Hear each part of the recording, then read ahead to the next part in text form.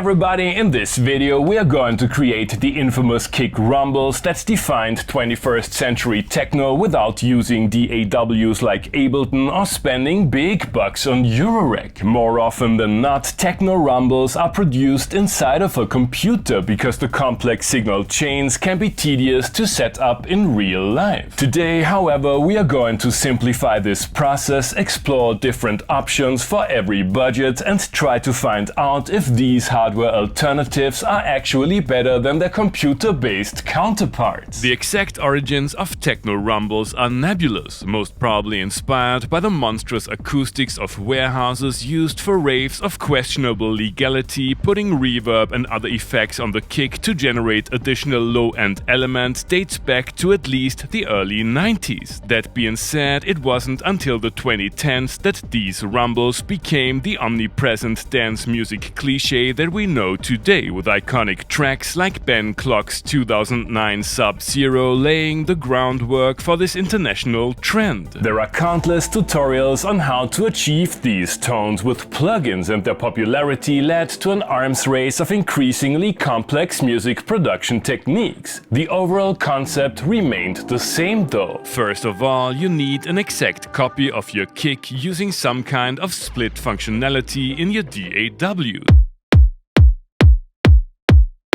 Send the copy to a reverb or other effect that turns it into a diffuse blob. Eliminate most of the high end. And then, most importantly, sidechain it to the unprocessed kick. While all this is easy to pull off in Ableton, you'll need a big mixer for that in the real world. Right? Wrong. In order to recreate this plugin chain, you'll need three things: a sound generator with a dedicated output for the kick, passive and affordable Y cables readily available at the music tech retailer of your choice, and FX units capable of mimicking your plugin chain, namely a reverb, a filter and a compressor with a sidechain input. Let's start this out with your preferred source of kick sounds and split it not once but twice using the aforementioned Y cables, resulting in 3 incarnations of the kick.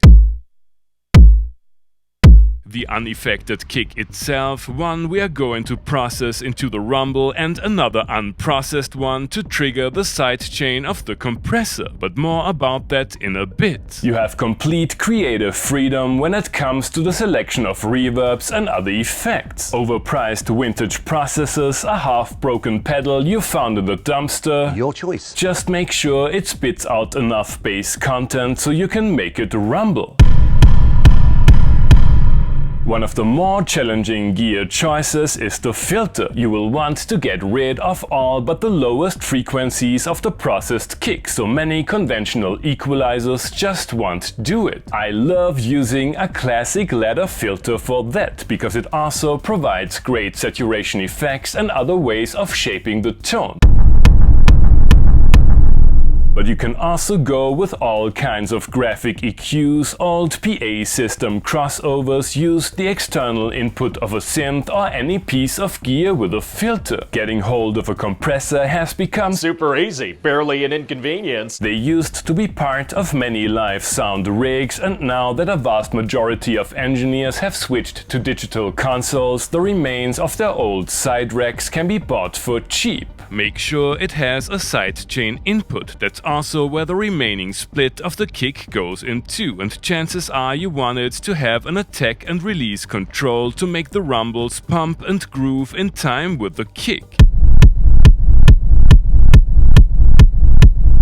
In synth terms, that's like a VCA with a simple envelope, which it basically is. In some cases, I had to plug a dummy cable into the second sidechain input to keep them from being triggered by the processed signal. This input, on the other hand, only accepts sidechain signals when the cable is half inserted. Almost sexual, isn't it, Smithers? Time to apply all these techniques to a social media worthy and all analog setup with a twist of old digital for added drama.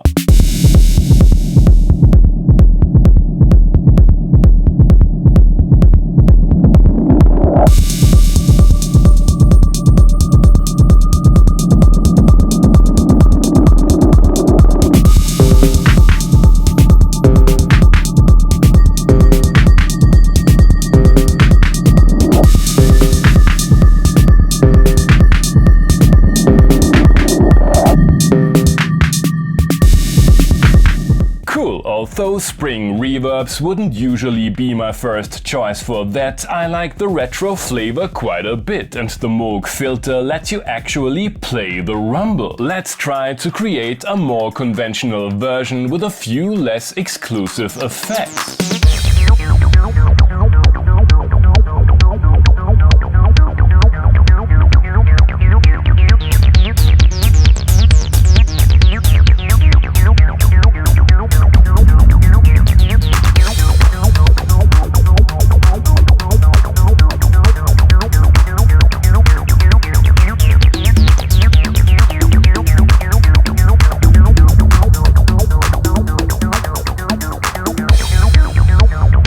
That was pretty nice too. The classic Alesis 3630 has a great groove to it, and I was pleasantly surprised by the usability of the Zoom FX chain. I wanna know if we can find a middle ground between these two approaches and go for a more drone-like rumble based on an affordable rack multi-FX unit.